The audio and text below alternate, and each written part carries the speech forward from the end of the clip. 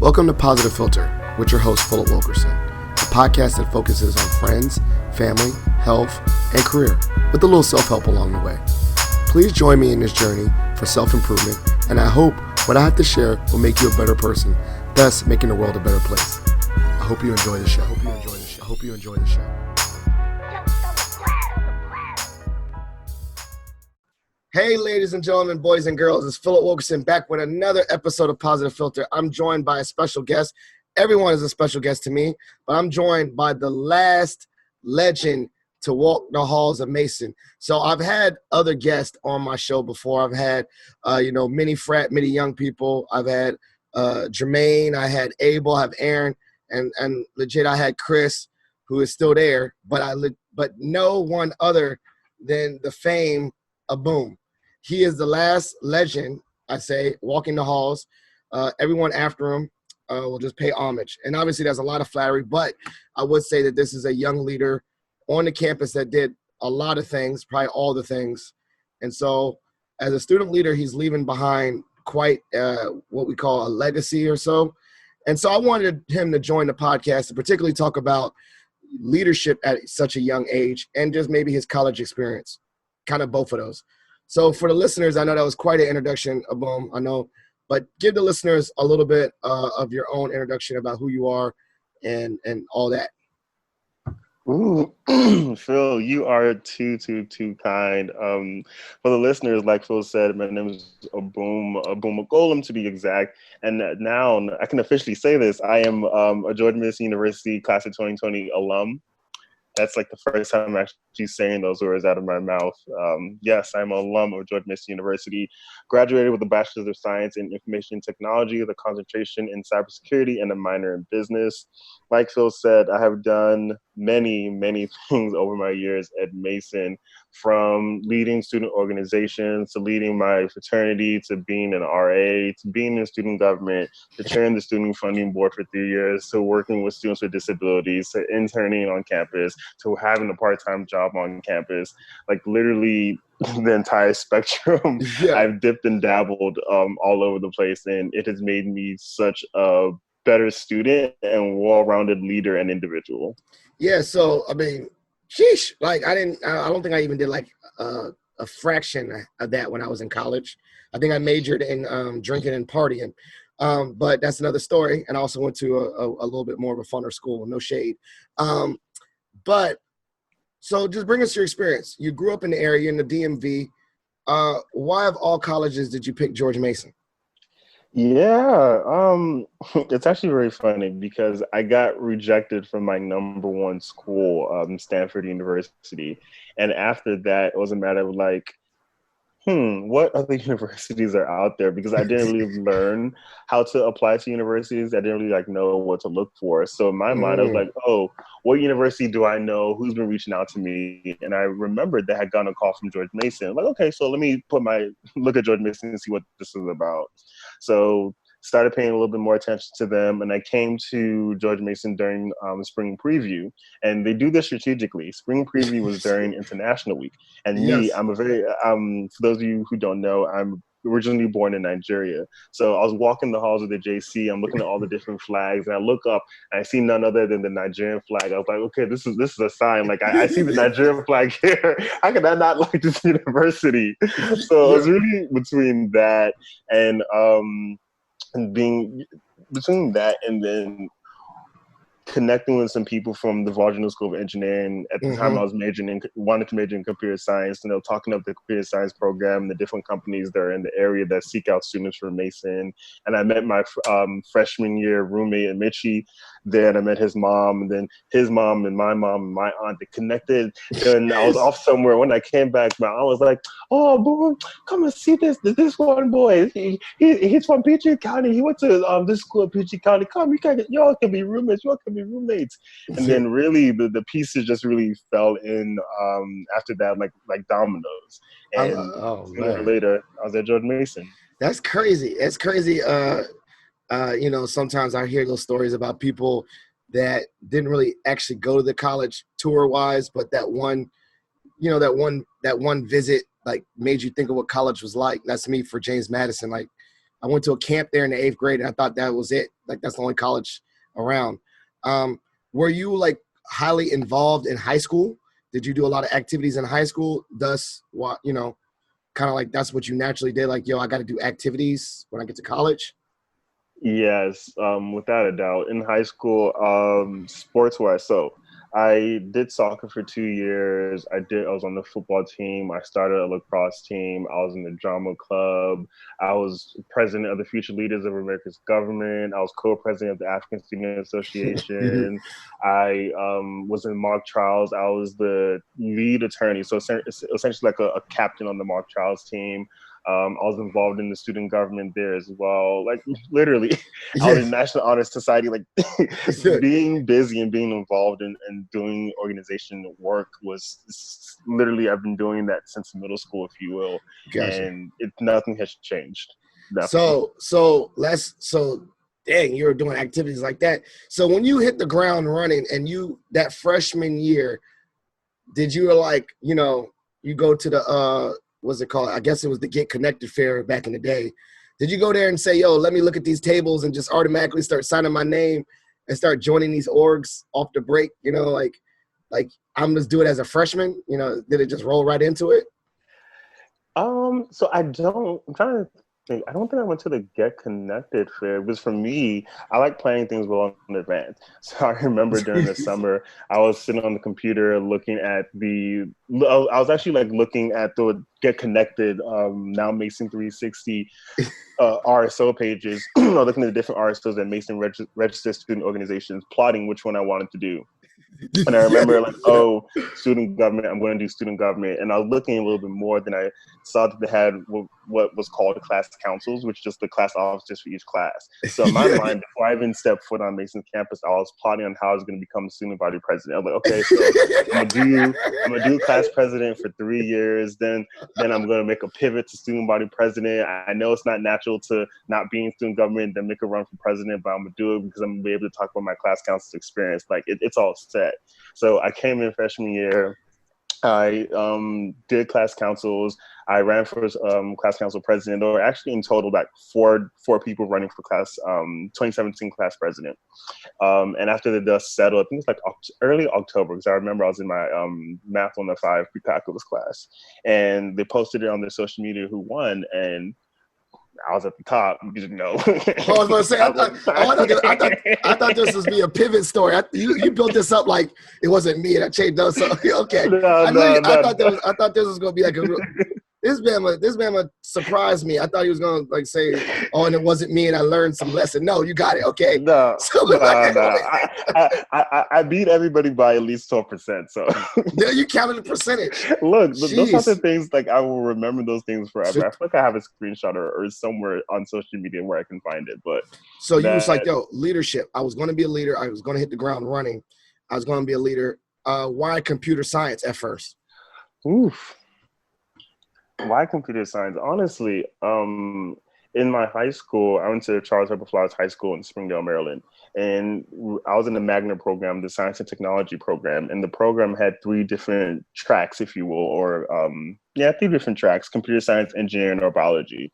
After 9th grade biology, I was like, this stuff, like I got an A, but it doesn't excite me, it's just memorization. Engineering, I wasn't artistic, I wasn't going to do that. So process of elimination, computer science.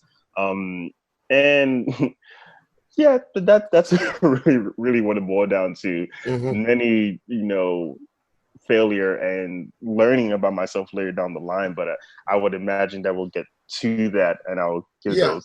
Yeah, I don't know. Maybe we can pivot to it right now because obviously you just said your major and you changed. When did you change your major and why?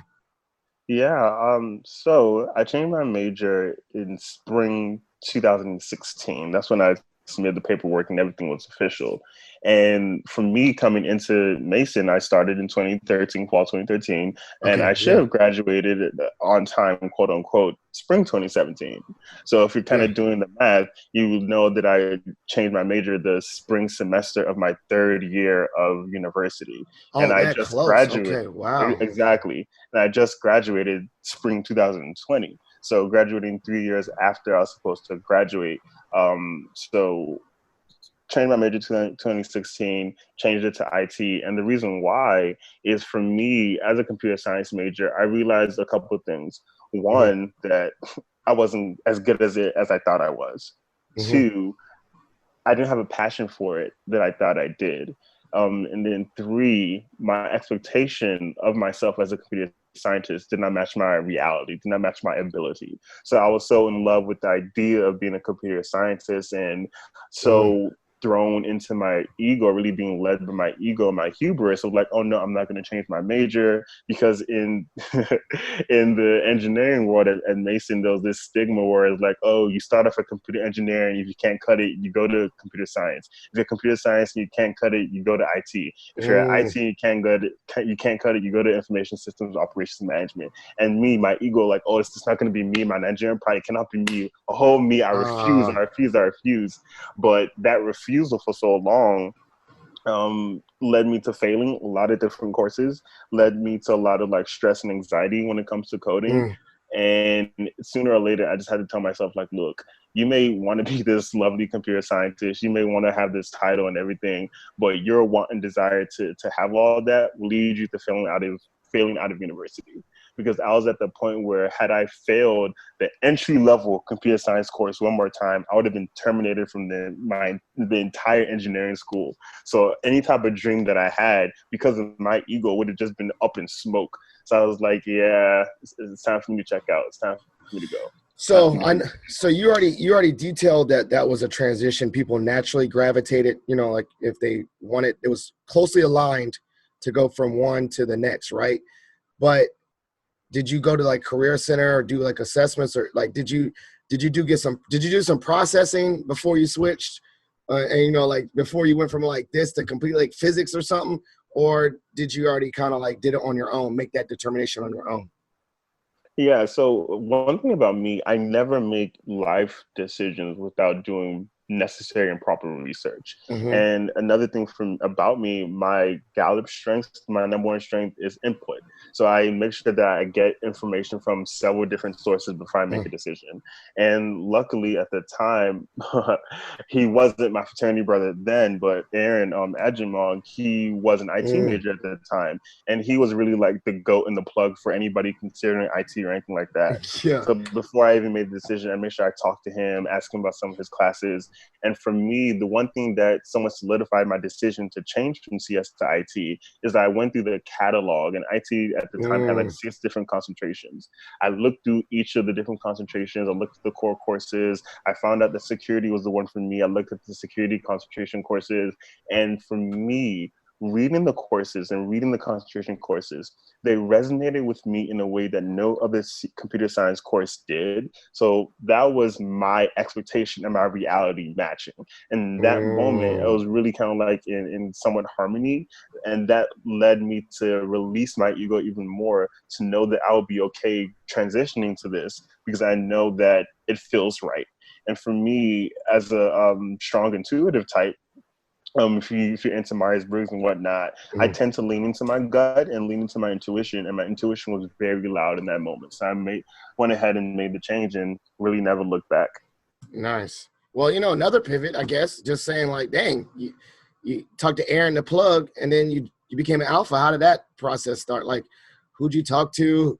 Who was a main influence? Was that like something that you thought, again, did you look at the registered student org on that one too?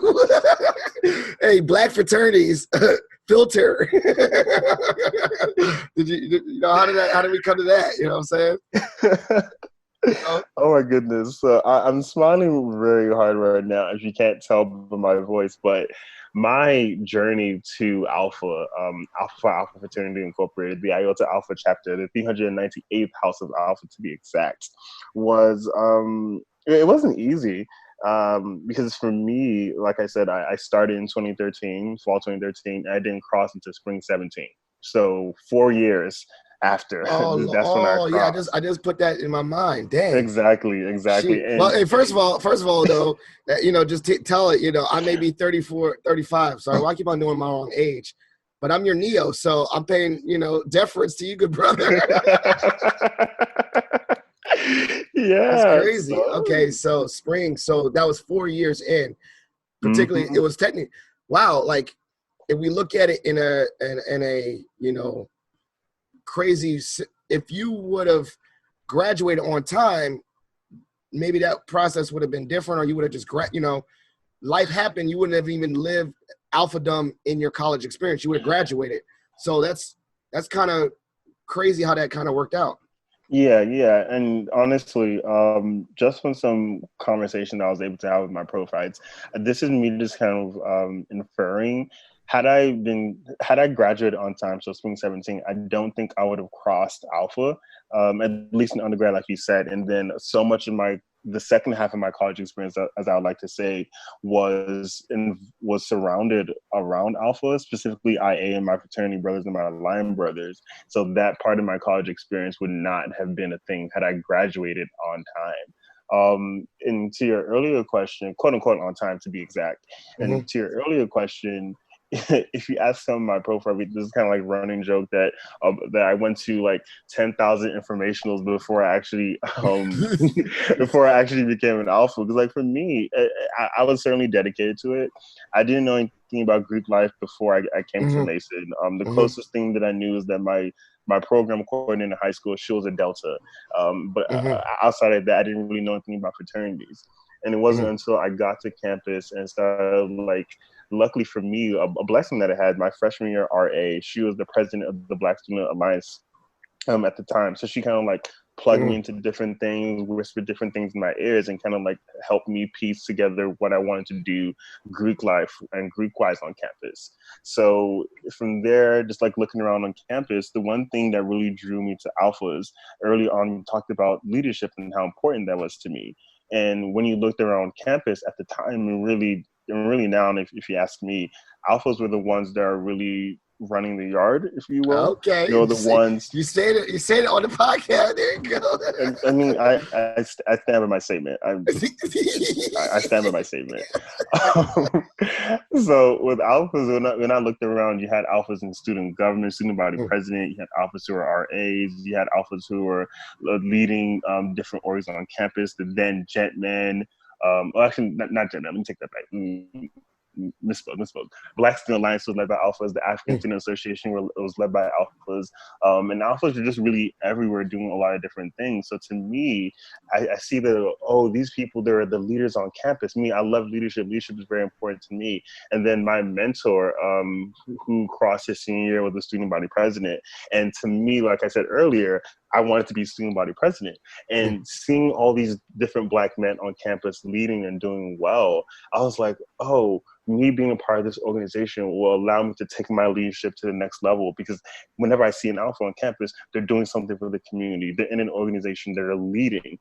And that was one of the most attractive and appealing things to me about Iota Alpha, IA. And from that moment on, I was just like, I want this. This is something that I feel as though would enhance my collegiate experience, not make my collegiate experience, because I don't think people should look to fraternities and sororities to make them into something. It should enhance who you are. So for me, this was one of those things that I felt would enhance who I was as a person, as a leader, and as a change maker at Mason's campus. And it did in so many ways. Yeah, it was crazy.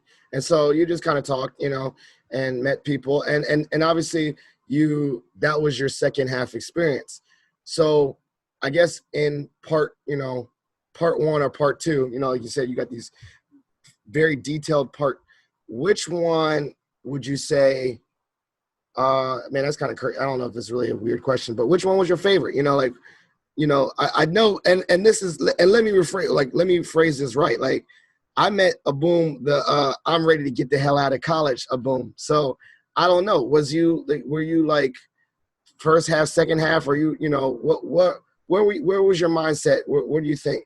Well, okay. Or particularly, what was your favorite year of college so far? Like, if you could say, and I could be honest with me, one of my favorite years when I went to JMU, when I transferred, was technically my real senior year. But, I graduated 5 years. It took me. So my super senior year wasn't that fun. It was that senior year, that was my best year for me. So what was your favorite year of college? Ooh, my favorite year of college.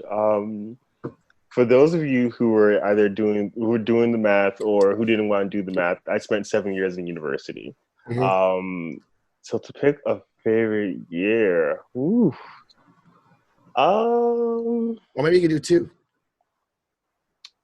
I so I would say 2016, 2017. Mm-hmm. That was a very interesting. It was a critical year for me. Mm-hmm. It was a Yeah. critical year for me. Mm-hmm. Because I was experiencing some very high highs and some very low lows. Mm-hmm. So the high highs is, of course, I crossed. I became an alpha. That Mm-hmm. was something that I wanted, something I was chasing for a minute, and I was able to accomplish that. Loved it, beautiful. But that same semester, a couple days before I crossed, my dad passed away. I'm sorry to hear that. So that was, thank you. So that was certainly Yeah. a low for me. But that year, it was really that transitional piece into the second half of who I Mm-hmm. was, and what my college experience was going to be. Because that same year, I applied to be the regional parliamentarian for Region 2 of Mm. the National Society of Black Engineers. Yeah. And that opened up an entire door for me.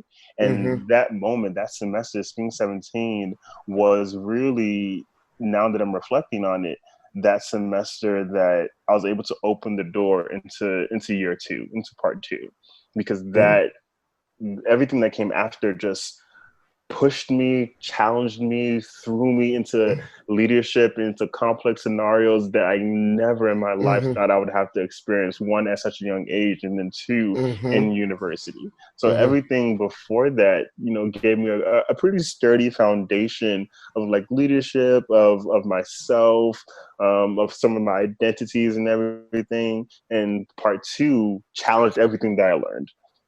Yeah. Well, and I don't want to bring up painful memories, but I do, and this is maybe a stereotype that within a lot of African homes, particularly, I know a lot of Nigerian homes, academics is very strict. And so were your parents very strict on your academics, and particularly, your decision to extend your college experience a little bit longer? And Yeah, obviously, first off said is I know that was a stereotype. And so you could say my parents didn't uh, live into that stereotype or so, but just in general, your parents were strict about it or had some negative feedback to your extension of school? Yeah, so the thanks for the question.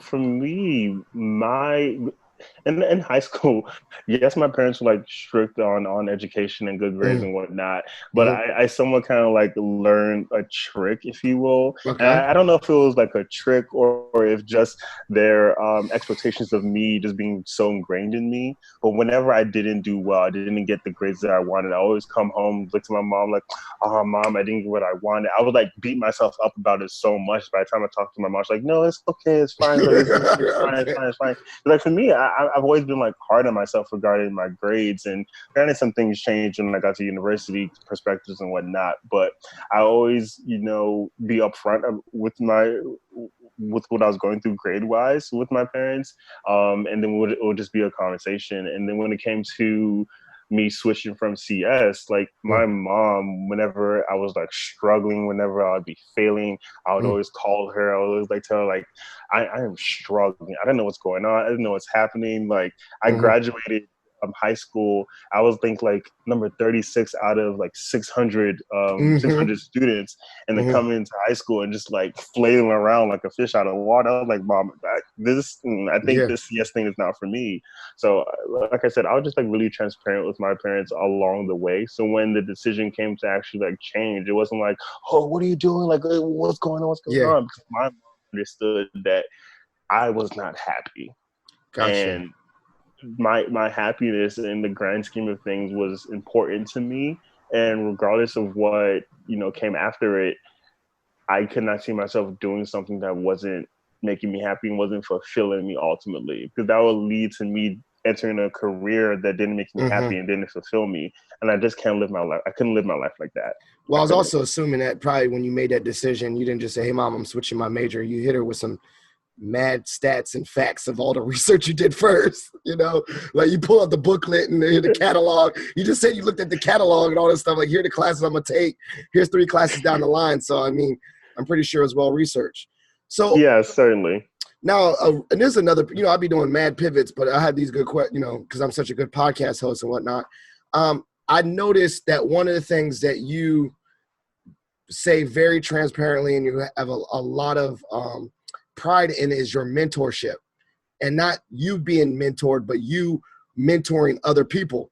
And you actually use the words like mentee and this guy I'm guiding and this person I'm.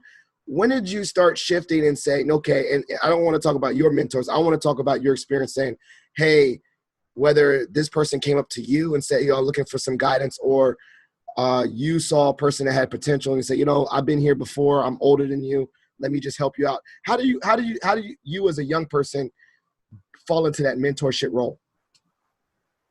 Yeah. So at Mason, I've had 3 official mentees at Mason. Only Mm-hmm. 3. Only 3. It's actually funny. Only 3. Okay. Yeah. Only 3 official mentees. Yeah. And it's funny because my line brother Jermaine, he was and is my mentee. He likes to joke. He likes to joke around about that. Say, "Oh, you're my mentee." Like, no, I'm your LB. I'm like, "You're my mentee. Calm down." So he's one of my mentees. And then I had Okay. another mentee at Mason. His name was Jaquez, and he's no longer at Mason. He's joined the military. And then my last mentee is in Namdi. And he's a CS major at Mason. So for Okay. me, in terms of like choosing who I wanted to mentor, it was a matter of kind of like watching them and seeing how they wanted to like operate on campus. Because my rule of thumb was, I'm not gonna take on a mentee in their first year of university. I want them to have, you know, their university experience for year 1, and I can like assist them with small things, but I wasn't gonna like claim anybody like thoroughly and concretely until they've had a year to figure out what they wanted to do.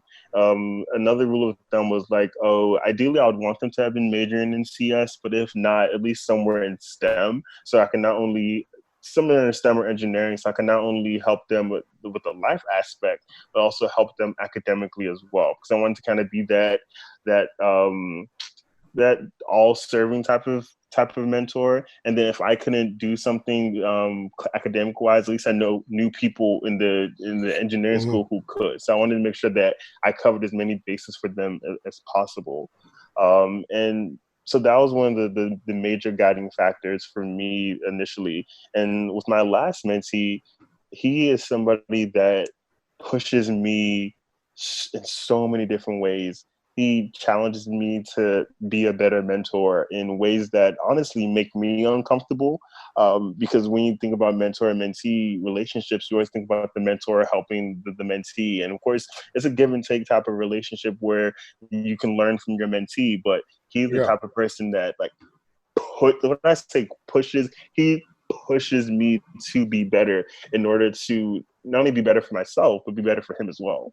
So I'm But deeply appreciative of that. okay, so like for instance, I have mentors. I claim them. I have mentors, but sometimes naturally I found these mentors in structured organizations. For instance, you know, I joined Alpha and then I looked for someone that's like, yo, he's doing big things.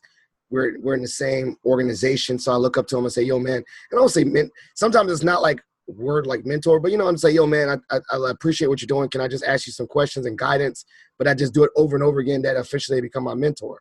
But then in other organizations like my professional organizations, VACE, NACE, all them, they have formalized mentorship programs. Like you fill out a form and say, I want a mentor. They say they want a mentee, they match you.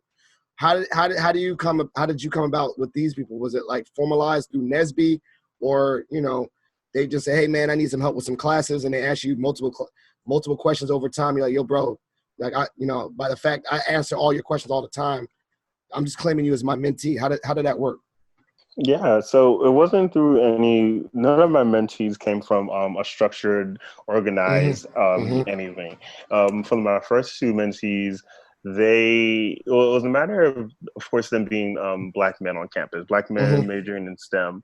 Mm-hmm. And they were also involved in the community, because again, involvement is something that was very big for me. So we're going to different organization events. I always see them out and about. I knew they were in STEM. I'll talk to them small.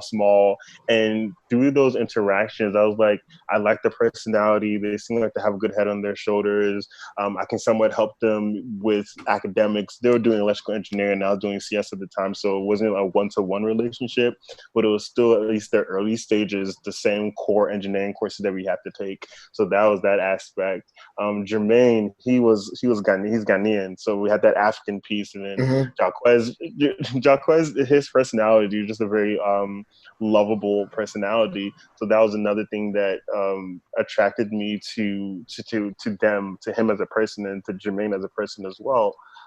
So just kind of like seeing them operate, I was like, oh, these are people who can really follow in my footsteps, who I can kind of mold and guide in their life in Mason, both in leadership, both in academics to a degree, and just like overall. And then for my last mentee, Nnamdi, he's Nigerian, and me, I'm Nigerian as well. And it's actually funny because our parents know each other through the Maryland Nigerian circuit. So I met his mom before I met him. And then when I finally met him, it's like, oh, my mom is this person, so like, oh, okay. Then with him, kind of like watching how he was on campus, how he was interacting with different people and different organizations, and how he was taking up space, it reminded me a lot of my freshman year. And a lot of people will come up to me and like, oh, Nnamdi, oh, he was like you when you're a freshman year, when you're a sophomore year, oh, you should mentor him, Oh, okay. So they were like, people were putting them on you, like, connect with him and help him out. And it was like, and that happens too, you know what I'm saying? Like people and your moms and parents. So it's like small world too. And then you take a responsibility to make sure, like, and I definitely see that's what also gravitated me to you just as a leader. Is I always saw that you had an investment, like a peer-to-peer investment. And it was like, you didn't have to do this, but you felt like you get really excited, or you'll say things like, yeah, that's my mentee. Like you claim them, you know what I'm saying? You get hyped for their success. And so that's always something I appreciate about you. You know, I always appreciate about that. You have to. And it's funny because Nnamdi, initially he didn't want to be my mentee. He was kind of fake. I was like, it's okay. You're telling me this now, but I know down the line it's going to change. So I'm not going to rush you. I'm not going to force you. I think it was at the end of his freshman year, he now came to me like, you know what? Okay, so I'll be your mentee. I'll try this thing out. And from that moment on, we've kind of been to a degree kind of thick as thieves, and it's really worked out well. Like I said, he's somebody that does push me. But to your earlier points about being proud of their successes, like, yes, you have to, because not only as Black people in this world, but as Black men, we don't really hear a lot of congratulations. We don't really get a lot of pats on our backs. We don't get our flowers when we're alive. And with everything that's going on in the world, we definitely need to be giving each other, Black men, their flowers as much as possible. Yes. So that's something that's very big for me. If I see you doing well, I'm going to tell you you're doing well. I'm going to call you out on your success. I'm going to make sure that you know that you put in work and you got the result that you wanted, or even got more than what you wanted. And I'm going to tell you, good job. I'm going to give you a clap. I'm going to buy you a drink. I'm going to do something so you feel that validation, so you feel good about the work that you've done. So you know that the hard work isn't going unseen. Because I think it's very important to let people know when they've done a good job, because it makes them not only feel good, but it motivates them. Yeah, I totally agree. I definitely am a cheerleader for people too, and that makes me feel good to see other people good. And I ain't gonna lie, and I don't know if you feel this way. I don't care, but in a sense of altruism, I claim their success as it's mine too. Hey, I had a stake in that joke. So hey, when you doing your thing, I may know it. I might not broadcast it, but I'm like, yo, I put that person on. That's my success. I'm just joking. I'm half joking, half serious. But it is that sense of like seeing someone else succeed tangibly, that you had an influence on it. That is, for me, that's a direct, tangible sense of impact. Like I see that what I do matters to someone, thus they're successful because I help them, and it makes me see like I can tangibly make someone else's life better. So I definitely understand celebrating the success of others, especially when you have a part in that success. So kind of, maybe the last, question related to your time at Mason, kind of just fast forward, man, you spoke at graduation. What was that sense like? Like that culmination of well, let's talk about two things. You spoke at graduation, but you spoke virtually. So that bittersweet moment. So it was really awesome. But, just talk about this time, how ending the 7 years that you did in college, this is the way it went, totally different. Just talk about that experience and positives and negatives. What was this experience been like? This COVID-19 / senior year 19 or 20, whatever. Yeah, so I'll definitely start it off by saying that it sucked, and that's just it sucked. Period. Full stop. Yeah. Because the one thing that I joke about, but I'm also very serious, is of all the different years that I could have graduated, 17, 18, 19, the one year that's actually my turn to graduate. Yeah. This is what now wants to come and happen. Out of all the different years, what is my time? There's no graduation anymore. Wow, that was really my my entire approach to everything, because 7 years in university is such a long time. Yeah. From 18 to 25. So we're talking my late teens and early 20s to early mid 20s that I've spent in university. And to have it end abruptly the way that it did felt like such a robbery of what I wanted my college experience ending to be. Because I imagine and envision finishing out university, cleaning up my room, walking across the stage, not have to worry about anything anymore. Like, I've graduated, I've had that moment, like, oh, it's done. But due to COVID, I had to clean out my room in the middle of the year. And then after that, I still had to worry about dealing with classes. So for me, that said, it kind of like, my sense of understanding of school and with the expectation that I set of this action of cleaning out my room was now not in alignment anymore. Because like I said, when I cleaned out my room for the final time, it was an indication that I was done, that I was walking across the stage and I was moving on. So to do that in the middle of the year, it's have to turn around and worry about classes. And then when graduation came around, it was this whole notion of like, oh, we're gonna, we don't know, it's still gonna go on. Then it's postponed. Then it's virtual. So everything was just really, it was a mess, and it sucked. It sucked, and I wouldn't wish it on anybody, because it's a moment, opportunity where you want to celebrate, when you want to bring all your family. And for me, 7 years, I was telling so many different family members, people from Nigeria. My mom was saying like, oh, we're going to come, we're going to wear a traditional attire, we're going to bring the djembe, we're going to be in the stands screaming and shouting, like the entire shebang. So I was hyped for that.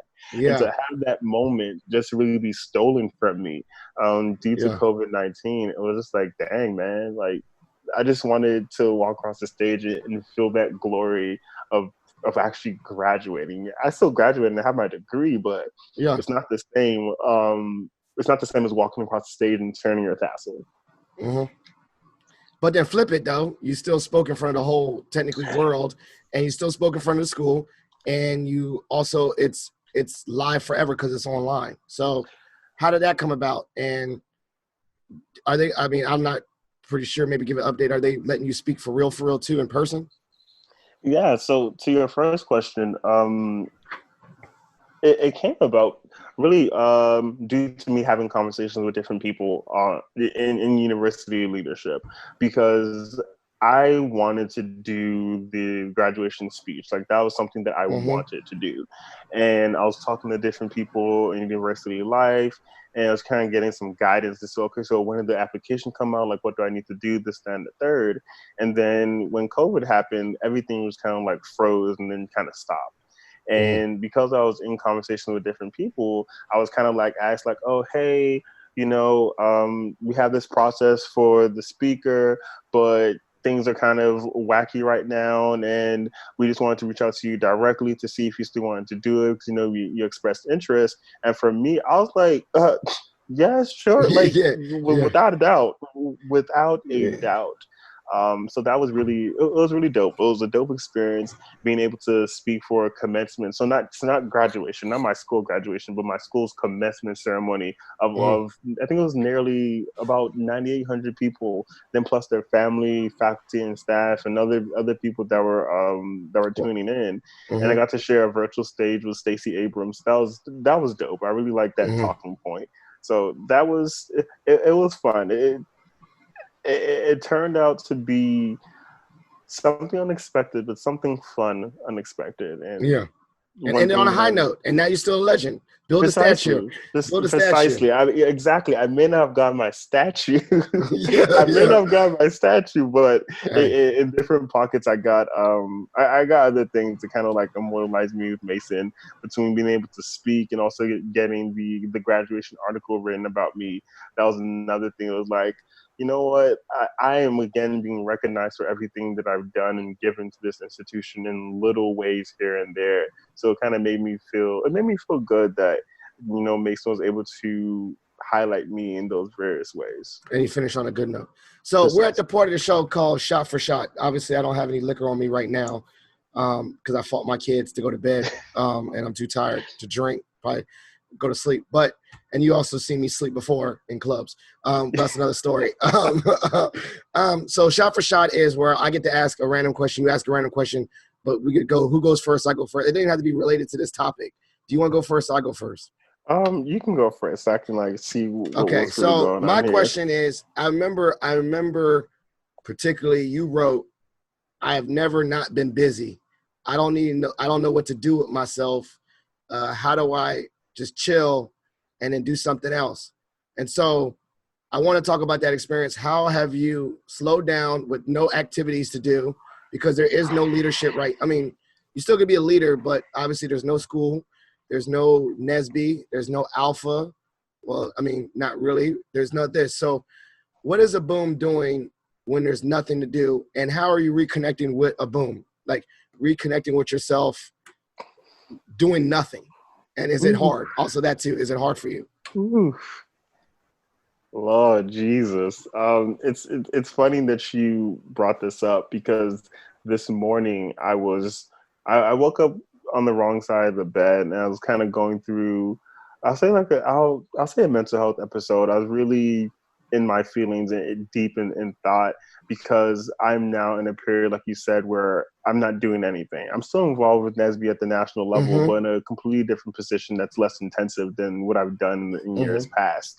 So for me, and I don't start work until August. So Mm-hmm. I Yeah. don't really have anything that's I'm quote unquote looking forward to, that's keeping me engaged and energized every Mm-hmm. single day. So for me this morning, I was kind of like, oh, I'm in this rut. I don't know what's going on. I'm not used to this. This is hard. And I really had to check in with one of my advisors. I was like, oh, the things that I used to like are not really fulfilling me. Is that a crazy question? And she just really had to validate my feelings and kind of ground me, like, no, you're fine, you're in a transition period. Mm-hmm. This is something that's part of life. Like it's fine, it's okay. Like this is normal. You just have Mm-hmm. to find, what makes you happy, what fulfills you. Like reconnect with people, get into some hobbies, go on Mm-hmm. a road trip, do things that make you happy. So that was certainly something that was so needed, because had I not reached out, I would have kept those thoughts in my head, and I don't know what I would have kind of like done, because I would have just probably still been in that headspace, because it Mm-hmm. was just I just didn't know what to do. I felt like I was somewhat drowning. Um, so yes, in short, yes, it's hard, and I'm pretty sure that those thoughts are going to come up later on this summer, because I'm just not busy and I'm not used to that life. Yeah. Not used to But be not being busy. Yeah. some of the things that I do want to like kind of get into, um, getting back to myself and learning what makes me happy, and Mm-hmm. learning what my hobbies are, because I realized that before people ask me what my hobbies are, I was like, oh, Nesby, Alpha, Student Funny Yeah. Club. Yeah. The Yeah. leadership was the only thing Leadership that was I a had time hobby. to Yeah. do. But Yeah. now that I'm no longer in those environments, I really have to figure out, what does a boom like to do? Mm-hmm. And some of the two things that are on my radar now. I always like cooking, Yeah. and now I want to get into wine. And I just recently watched the Uncorked movie, and I kind of like furthered my Yeah. inspiration on Yeah. wanting to get into wine and know a little bit more about wines. I can start like pairing some of the foods that I make with nice wine. So that's a fun thing. And on the more active side, I want to get into tennis because I follow a couple people on Instagram. They're always, playing tennis and talking about tennis. And I did tennis way back in elementary school, but it seemed like something that's, not too intensive. Yeah. Though I'm sure it can be because Serena Yes. Williams be out here It's yes. on the tennis court, but it's also something that's a little bit more individualized because I'm not the most coordinated person. That's why you'll never really catch me strolling with my Yeah. line brothers and fraternity brothers. Yeah. So tennis is something I feel as though I can take on my own stride and get better. I may lose a couple matches here and there, but at least my failure is not downing an entire team. So Yeah. that Exactly. gives me a little bit of Individual. Yeah. give me Yeah. some peace in that sport. So wine and tennis are the things I want to try and get into. That's cool. I like whiskey. So, there you go. He's And when I nice. say that when I say whiskey is I'm actually tasting and flavors and there's a whole culture to that wine and all that. So I'll be interested to see, was it you being a sommelier, Yes, I I think don't it's know how to pronounce sommelier. is that how is it Yeah, sommelier? yeah, but That I don't think. I totally murdered that word. I thought it was sommelier or some you know what I'm talking about. No, when I taste wine, I'm like, they tell you like you taste, I was like, this is dry. That's all I can tell you.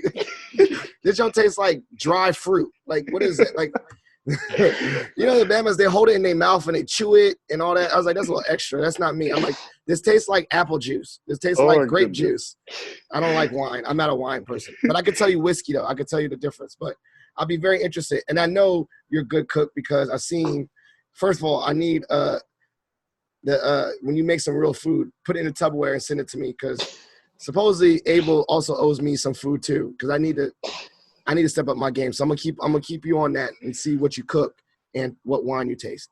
All right, Of course. your question for me. Ooh, question for you. Hmm. Well, kind of like following along this theme of transition and whatnot, I'm really curious, like, how did you transition and did you like face any struggles when you did transition from college to quote unquote adult life and adulting? Yes, the very so there was a thing where supposedly, well, I'm gonna say supposedly, but I did take a little bit longer to graduate, and I wasn't as driven in the ounce of what you were. I graduated. I graduated with a history degree, just because of the simple fact that I liked history, but I had no plans. I thought I was going to go to law school, and I legit, when I say thought I was going to go to law school, the extent was I got the LSAT prep book, and that was it. I didn't even open it or crack it open. So I had no idea what I was going to do. And so when I graduated in 2008, if you know anything about 2008, it was a recession. I didn't know that in the moment because I didn't really pay attention to the news. And so I graduated and I went home and I moved back home with my parents. And this is such a crazy thing. I never went to the Career Center when I was at James Madison. I never got my resume reviewed or anything. And so I kind of just sat at home. And luckily for me, when I graduated, there wasn't the social media culture. So I didn't have to see on Instagram all my friends doing X, Y, and Z. I was just kind of in my lane, in my bubble. My only frame of reference was that my wife, or my girlfriend at the time, Maggie, who became my wife, she was on it too. She was always ambitious. She got her master's. By the time I graduated undergrad, she already had her master's. So she already started her full-time job when I graduated. And I was like, dang, I need to step it up. I want to marry this girl, but she got a job and a career. So I was just working. I was just living at home and had no ambition or really just knew what I wanted to do. And I just, luckily for me, my friend had a job at a school with children with special needs off Richmond Highway in Alexandria. And all they needed was bodies. And they were like, come work with us. You got a college degree. You'll work with the kids with autism, Downs, all that. They bite you, they kick you, they spit on you, they call you names, all that stuff. But they just wanted bodies to deal with that. So I was like, all right, it's a job, a full salary job. And I started there in July. So I wasn't really unemployed from May to July because my friend put me on with this job. And it was there where I'm like, oh, okay, I like education. I want to go back and get a master's in education, but I definitely don't want to do special ed. I definitely don't want to be a classroom teacher. Let me be a school counselor because I like to help people. And I just looked, and guess why I picked Mason? Because they didn't have a GRE requirement. Very valid. Very so, valid. so my transition, like everything, was just more like connecting with people and people giving me guidance. But my graduation to my first job was kind of similar, except that you got a job in August. You know when you're going to start and all that stuff. I was just living at home with my parents, which was very tough. And, my mom's a doctor. My dad's an Army colonel, retired Army colonel. And so for me, it was very tough. Like, I think the added layer, if I had social media, would be even more difficult. But I had my parents saying, what you going to do? What you going to do? Did you look for a job today? Did you get a job? Or did you apply to that job? And it was like, that's what I had to have. And my parents didn't have a frame of reference. My dad, he was career military, so he never had to apply for a job. I don't think my dad ever applied for a job. Like, he had to apply for promotions and whatnot, but like, he got a job with the military. And then my mom kind of had that trajectory of being a doctor. She knew flat out when she entered college, she was going to be a doctor. So to have me as a floater when I graduated was very difficult. But as you know, your boy's a success now. Fast forward, everything's good. But college, there's this new thing where, I don't know if you read an article. I might have to send that to you on the side. It's not new. They call it what? The post college depression. Ooh, yes. I'll Yes, send it to you. And it's not it's a situational depression, but it's just like, there's no atmosphere in the world that replicates college. Yep. There's no atmosphere where you're on campus and you see people all the time and you run into people and your friends are so readily available and you can eat whenever, like, just like the little cosmosphere atmosphere of a college, that little microcosm of college is not authentic to the real world at all. Yep. And so when your life is so involved in that little bubble of the world, it's hard. It's a hard transition. You can even, was it college days swiftly pass? You know what I'm saying? Ooh. It's a special moment. It's a very unique moment in everyone's life. If you ask anyone, and even people that probably, I would say, at least a strong 80% of people have a fond memory of college. Some people experience some trauma and they want to they really did not like college, which is totally understandable. But I would say an overall majority of people enjoyed their time in college. Majority does. And so I think it's a hard transition for everyone because there's no atmosphere that replicates that. It's twofold. I think the structured school system doesn't prepare you because high school, you see your best friends every day. Like, I loved high school. I don't know. I loved it. And then add seeing your friends every day, but with less parents telling you what to do. That's college. So and then, you're an adult like me and, you can't see your friends every day that you want to. I see my friends, so I think what you're going through and a lot of undergraduate people that graduate are going through is just a unique moment in time where it is just a hitting the wall of the real world. I would say on your end, it is a little bit more difficult. I would say it's more difficult in your age right now, solely because of social media. And that is because when I graduated, my blinders was here. I legit don't even know, when I graduated, I didn't know what my peers were doing unless I called them or text them. I mean, you can see Facebook, but it wasn't as heavy as it now. So, yeah. So I think it's more difficult. So, it is a difficult time. I think it's a hard transition for a lot of people. Yeah, I would definitely have to agree with you on that one because one thing for me when my initial graduation semester came around spring 17 and I didn't graduate and then I would go on social media and I see all the grad posts and pictures that killed me, my word.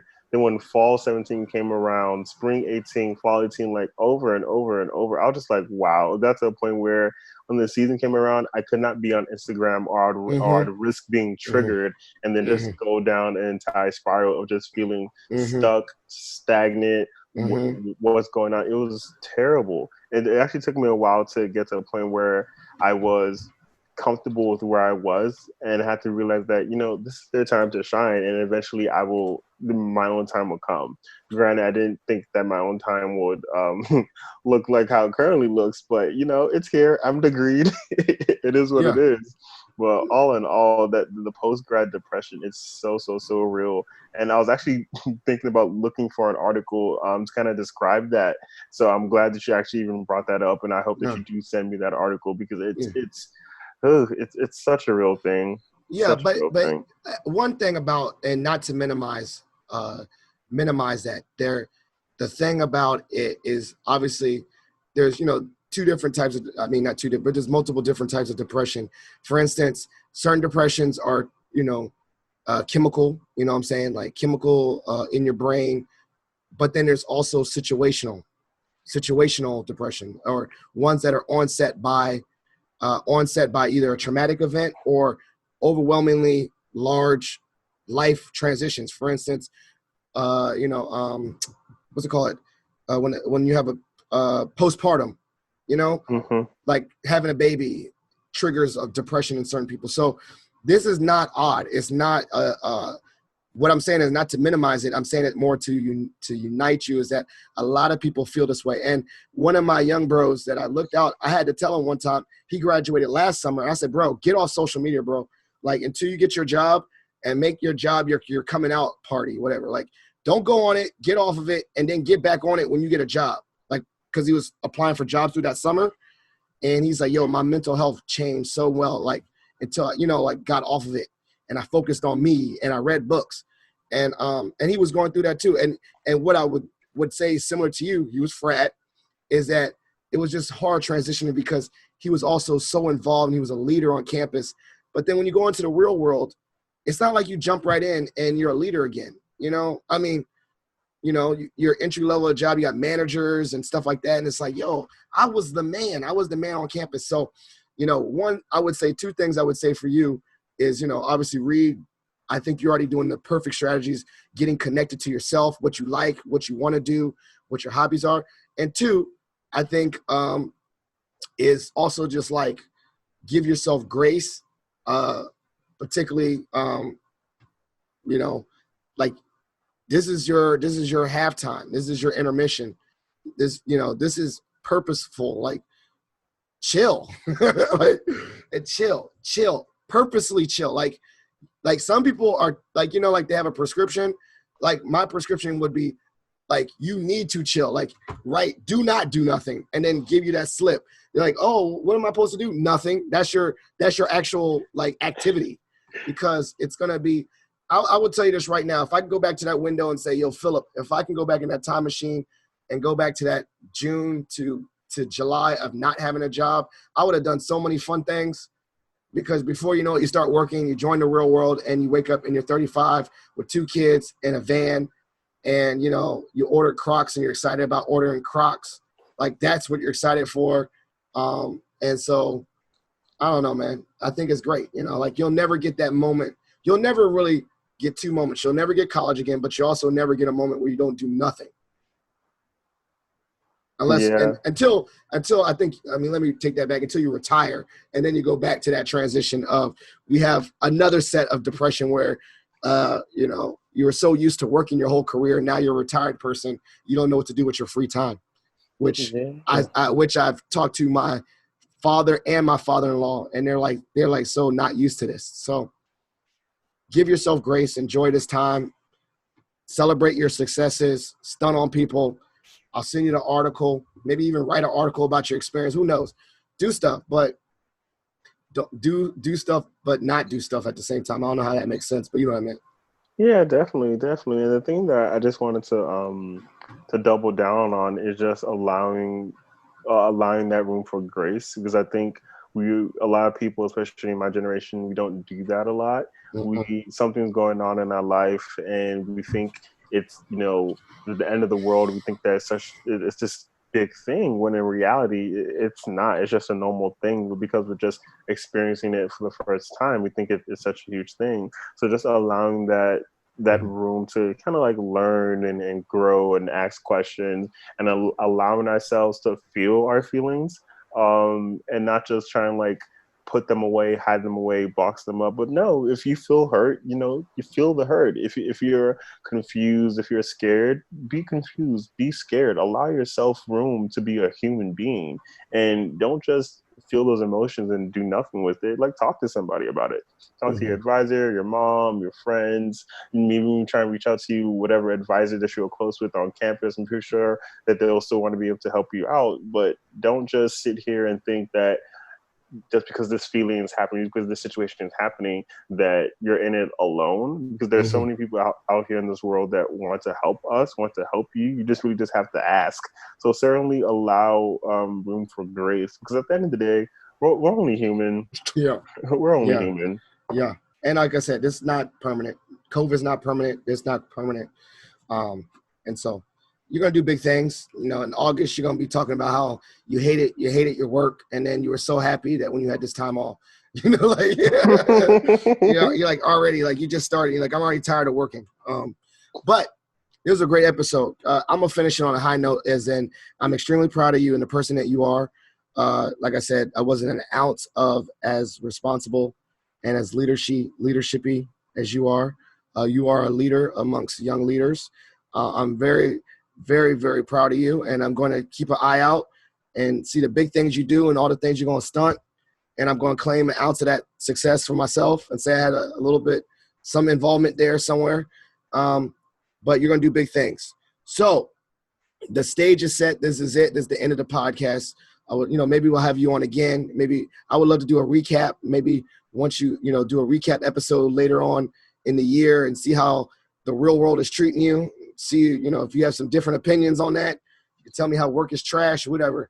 I would love to have you. Fun. Yeah, I'd love to have you on. I would love to have you back again. But the stage is set. The stage is yours. This is the part of the show I call shout outs and plugs. Shout outs means you could just give love and shout out to anyone you want to, and anyone. And then plugs are anything, any way that you want the listeners to follow up with you, the social medias that you're comfortable with sharing, anything that you're working on, anything like that. So stage is set. I keep my mouth shut. Shout outs and plugs. Go. All right. Shout out. Okay. So certainly want to shout out my mom and my siblings. They're definitely people that hold me down. Definitely want to shout out my LBs, Jermaine, Abel, and Cam, the rest of my fraternity, fall 17, spring 18, fall 19, the entire gang. My mentors, Iota Alpha Chapter, like my Nesby crew, Nesby family, Nesby advisors, all the people who've had an impact on me, touched me, inspired me, mentored me, pushed me, challenged me in so many different ways. I really love meeting and interacting with people because I always learn something new about myself. So if you've had that impact on me, shout out to you. You're very well appreciated. Shout out to you, Phil, as well, for making this space for me to kind of talk about all these different things. Very cathartic. There we go. So you gotta go. Give me one word for today. I got a word. You got a word. You got sombier or whatever you call it, and I got cathartic. Yes, thank you. So I'm gonna use that as a word of the day. Yes, definitely. Shout out to the entire gang. As far as plugs go, definitely follow me on social media: Instagram, Ifesi, IFESI, and then Twitter, Ifesinachi, IFESINACHI_. I will be dropping my graduation pics this week, so you do not want to miss that because I was looking at them and they are fire. So follow me on social medias. Well, there you go. And I'm going to put that in the show notes so you can follow with this young bro and see how he does. Thank you so much for being on the podcast. Please share this episode with your family and friends. Of course. Positive Philter listeners, if you have any questions, just contact me, Positive Philter. The filter is spelled with a PH because I'm clever. And you can call the hotline 571-336-6560. Leave a voicemail. I can put that in the show. But just check this out and we out. That's it. That's the podcast. All right. Deuces. Thank you for listening to Positive Philter, a podcast that focuses on family, friends, career, with a little self-help along the way. If you enjoyed this podcast, please share it with your family and friends, and like the Facebook page, Spreading Positivity of Movement. Thanks for listening.